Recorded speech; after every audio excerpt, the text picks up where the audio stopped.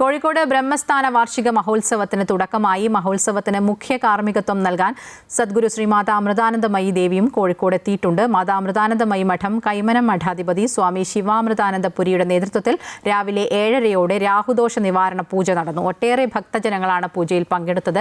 രാവിലെ 11 മണിയോടെ അമ്മ പ്രത്യേകം തയ്യാറാക്കിയ വേദിയിലെത്തും. തുടർന്ന് വിശിഷ്ട വ്യക്തികൾ അമ്മയെ ഹാരാർപ്പണം ചെയ്യും. പിന്നീട് അമ്മയുടെ നേതൃത്വത്തിൽ ധ്യാനം, സത്സംഗം, ഭജന എന്നിവയും തുടർന്ന് ദർശനവും ഉണ്ടാകും.